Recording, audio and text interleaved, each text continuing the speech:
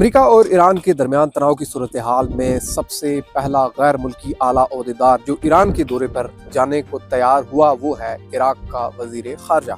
साथ ही अमेरिका की मिलिट्री री इन्फोर्समेंट हो रही है क्योंकि इस वक्त अमेरिकी aircraft carrier USS Abraham Lincoln मशरक़ वस्ता की जानिब जा रही है। इसका सफ़र और साउथ चाइना सी से ये सफ़र शुरू हुआ था और इसे पहुंचने में कोई 7 दिन मजमूई तौर पर लगने थे। दूसरा दिन इसका मुकम्मल हो चुका है। इस दौरान अमेरिका अपनी मिलिट्री री इन्फोर्समेंट कर रहा है।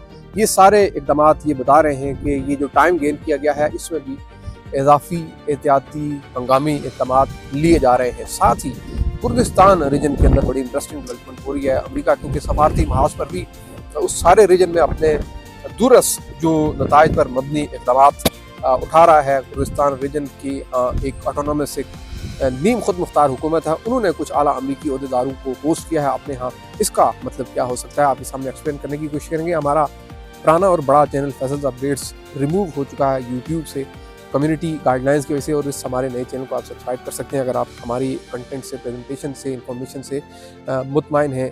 लाइक, शेयर एंड सब्सक्राइब कर सकते हैं। Thank you. यहाँ वाशिंगटन DC से फैसल अली शाह आपसे मुखातिब हूँ। अहम यह है कि USS अब्राहम लिंकन मशरक़ वस्ता की जानिब रवादवा है और इस दौरान इसराइली मीडिया के यहाँ छपने वाली खबरें ये बताती हैं कि री इन्फोर्समेंट हो रही है मिलिट्री के हवाले से, क्योंकि इस वक्त सबसे इम्पॉर्टेंट चीज़ ये है कि जो deep inside of the Arabian ocean Diego Garcia एक बड़ी अहम इंडियन ओशन में एक बड़ी अहम मिलिट्री बेस है, उसके ऊपर बरतानवी और अमरीकी स्ट्रेटेजिक जो एयरक्राफ्ट्स हैं उनकी लैंडिंग की इत्तला सामने आ रही हैं, जो ओपन सोर्स GPS नेविगेशन और मुख्तलिफ तरह की सोर्सेज से चीज़ें सामने आ रही हैं। और उसमें सबसे इम्पॉर्टेंट चीज़ इस वक्त ये है कि ये जो एक्टिविटी हो रही है बिल्कुल बॉम्बर्स वहाँ पर लैंड हो रहे हैं और बहुत से बॉम्बर्स अमेरिका के स्ट्रेटेजिक बॉम्बर्स गल्फ की तरफ उन्होंने सफ़र किया है। तो इसका ऑब्वियसली मतलब ये है कि ये जो टाइम गेन हुआ है अभी, इसको बज़ाहिर तो सदर ट्रम्प ने ये कहा कि उन्होंने किसी से सेटिस्फाई नहीं किया, उन्हें खुद मालूम हुआ कि एग्जीक्यूशन रुक चुकी हैं, तो दैट्स वाई वो ईरान के ऊपर कार्रवाई नहीं कर रहे। और उसके पीछे दायरा के डिप्लोमेटिक चीज़ें भी थी, सऊदी अरब, UAE, कतर, ओमान,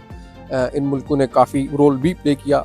लेकिन अब ये इत्तला सामने आ रही है कि अमेरिका इलाकाई जो अफवाज के सरबराहान हैं उनके साथ मुतवक्का ईरानियन रिटेलिएशन को लेकर पहले से ही तैयारी कर रहा है, क्योंकि ऑब्वियसली अमेरिका ने कुछ न कुछ किसी न किसी पैमाने पर करना है। अभी तक अगर नहीं हुआ तो उसमें ग्राउंड ऑफ ईरान जो है वहाँ पर जो प्रोटेस्ट हुए वहाँ से सफिशिएंट इनेबलिंग कंडीशंस अमेरिकी हुकाम को, इसराइली हुकाम को नहीं मिल सकी, दैट्स वाई कार्रवाई नहीं की गई। लेकिन अब ज़्यादा अरब मीडिया और अमेरिकी मीडिया भी ये रिपोर्ट कर रहा है कि USS अब्राहम लिंकन जब साउथ चाइना सी से मिडिल ईस्ट की तरफ रवां दवा है और इसके साथ destroyers, missile chips, 100 of launchers और स्ट्राइकिंग टारगेट्स रखने की सलाहियत वाले कुछ ऐसे मिसाइल कैरियर्स भी हैं, तो ये एक ऐसा टाइम है जो मिलिट्री री इन्फोर्समेंट का है। ये तस्दीक तो नहीं हो सकी कि कोई गाइडेड मिसाइल सबमरीन भी है उस एरिया के अंदर। इस वक्त कुछ दीगर सबमरीन्स तो हैं, लेकिन कोई गाइडेड मिसाइल सबमरीन है इसकी तस्दीक नहीं हुई।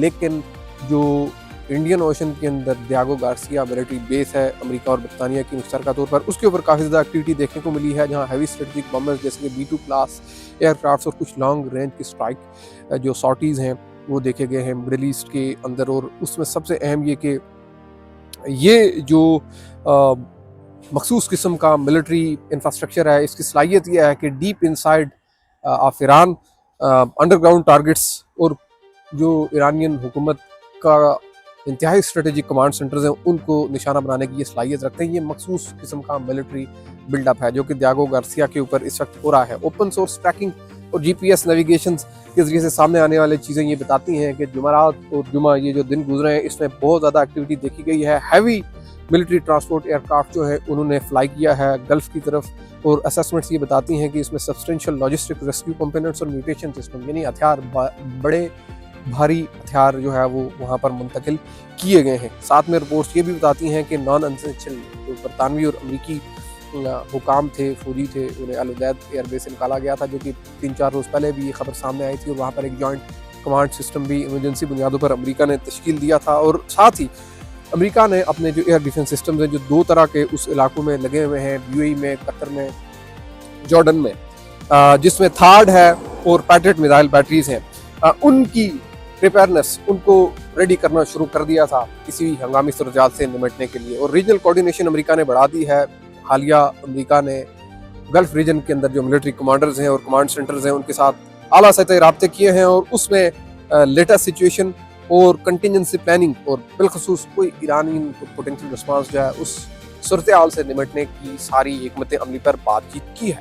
मिलिट्री ऑफिशियल्स गुज़श्ता 2 रोज़ से इसराइली अखबार को ये भी बता रहे हैं, जो इसराइली अखबार इस वक्त रिपोर्ट कर रहे हैं कि इसराइली डिफेंस फोर्सेज जो है उनके ऑपरेशन डायरेक्टरेट और प्लानिंग डायरेक्टरेट और इसराइली डिफेंस अटैची जो है वाशिंगटन डीसी के यहाँ, इन्होंने अमरीकी सेंटकॉम के साथ इनके कॉन्टैक्ट्स इस्टेब्लिश हुए हैं, क्योंकि 2 रोज़ पहले हमने देखा था कि मोसाद चीफ यहाँ वाशिंगटन डीसी में भी थे। ज़ाहिर है कि वो सारी असेसमेंट्स, इंटेलिजेंस और सारी फाइंडिंग्स यहाँ अमरीकी हुकाम को बताने आए थे कि ईरान के अंदर की क्या सिचुएशन है। और हम इसराइली मीडिया के यहाँ ये देखते रहे हैं कि जो ईरानियन एग्जाइल क्राउन प्रिंस रज़ा पहलवी, उनकी सारी प्रेजेंस को लेकर इसराइली मीडिया उन्हें कम तजर्बाकार और उन्हें एक गैर मुअस्सर शख्स बहरहाल कहता रहा है। वो एक यूजफुल टूल तो है इसराइल के लिए, लेकिन वो एक ऐसा एक्टर नहीं है कि उन्हें एकदम इंस्टॉल किया जा सके और उन्हें उनकी कोई खास पज़िराई नहीं है। और ये रियलाइजेशन बज़ाहिर इसराइल का जो क्रिटिकल मीडिया है उसके यहाँ मौजूद है। अब इसमें साथ ही जो सोशल मीडिया की रिपोर्ट्स आती हैं जिसमें इसराइली हुकाम अपने ज़राए के साथ चीज़ें आमतौर पर पब्लिक करवाते हैं, और GPS की डिस्ट्रप्शन की हाल से इत्तला सामने आई थी कि GPS डिस्ट्रप्शन हुई है ईरानियन एयर स्पेस के ऊपर। और अपरेंटली ये नज़र आता है कि इलेक्ट्रॉनिक वारफेयर जो है उसका इस्तेमाल किया गया है ईरानियन रडार सिस्टम को और सेंसर्स को जैम करने के हाल से। ये एक बड़ी दिलचस्प बात है जो कि इस वक्त सामने आई है। ये तो वो सारा सिनेरियो है जो इस वक्त डेवलप हो रहा है मिलिट्री रीइंफोर्समेंट को लेकर, लेकिन साथ ही डिप्लोमेटिक फ्रंट पर अमेरिका मिडल ईस्ट के अंदर अपने दूरस्थ नताइज की हुसूल के लिए इक़दाम उठा रहा है। और हम देखते हैं कि जो इराक़ के अंदर एक ऑटोनोमस, एक नीम खुद मुख्तार कुर्दिस्तान की हुकूमत है, उनके जो वज़ीर आज़म है मसूद बरज़ानी, उन्होंने हफ्ते के रोज़ अमेरिका के आला ओहदेदारों की मेज़बानी की उसी इरबिल प्रोविंस के अंदर। और उसमें जो अमेरिकी आला ओहदेदार मिले उसमें थॉमस बैरक थे जो कि अमेरिकी सदर ट्रंप के नुमाइंदा खुसूसी हैं। सीरिया के लिए वेंडी ग्रेन थे जो कि अमेरिकी कौंसल जनरल है इरबिल के अंदर, और उसके अलावा जनरल केविन लैम्बर्ट थे जो कि commander of US forces in Syria, और जनरल मजलूम अबीदी थे जो commander of Syrian democratic forces हैं। अब ये सारी शख्सियात, ये जो एक्टर्स, ये जो लोग इस मुलाकात के अंदर जिनके मैंने नाम गिने हैं, उनके प्रोफाइल्स को देखकर पूरी तरह से लगता है कि वो अमेरिकी लॉन्ग टर्म गोल जिसमें कुर्दिस्तान को एक अलग इलाका मुल्क बनाना है, तुर्की से, इराक से, शाम से, ईरान से तोड़ के, उस सारी सूरत हाल के हवाले से ये बेस लाइन है, ये बॉटम लाइन है। और फिर सीरिया के अंदर इस वक्त कुर्दों की जो सिचुएशन है, इराक के अंदर है, और ईरान में एक पोटेंशियल था कि वो इस अनरेस्ट का, इस अपराइजिंग का फ़ायदा उठा सकते हैं जिस पर तुर्की को बहुत ज़्यादा कंसर्न थे। तो ये सारी सिचुएशन में ये मुलाकात, ये हाई प्रोफाइल इंतहाई मुलाकात ये बताती है कि वो जो दूरस्थ एजेंडा है उस पर काम हो रहा है। सिर्फ एक ईरान के ऊपर मिलिट्री स्ट्राइक या साइबर वारफेयर या साइकोलॉजिकल स्ट्रेस या कोई ऐसी सिचुएशन डिक्लेयर करके कोई सूरत हाल हासिल नहीं करनी, बल्कि लॉन्ग टर्म मकासद और हैं। यानी ईरान के अगर चेंज ऑफ रजीम होता है, हुकूमत गिरती है, तो वहाँ कोई जमहूरी ईरान फौरी नहीं बन जाएगा, बल्कि उसके तो पहले हिस्से बखरे होंगे। उसमें आज़रबाईजानी जो आबादी है उसके लिए अलग हिस्सा, उसमें कुर्दों का अलग हिस्सा, और उसमें तेहरान फिर एक ऐसा तेहरान ऐसी हुकूमत क्योंकि पूरे उस मुल्क के ऊपर कंट्रोल न रखने की सलाहियत उसकी होगी। और यही सूरत हाल आपको लीबिया में, अफगानिस्तान में नज़र आती है, इराक़ में काफ़ी हद तक यही सूरत हाल आपको नज़र आती है। तो ये है वो सिनेरियो कि जहाँ उस रीजन से एक बड़ा मकसद हासिल करने के लिए एक मुल्क के ऊपर तो मिलिट्री स्ट्राइक करनी है, लेकिन साथ में एक दूसरा अपना इंटरेस्ट भी मीटअप करना है। Thank you for watching.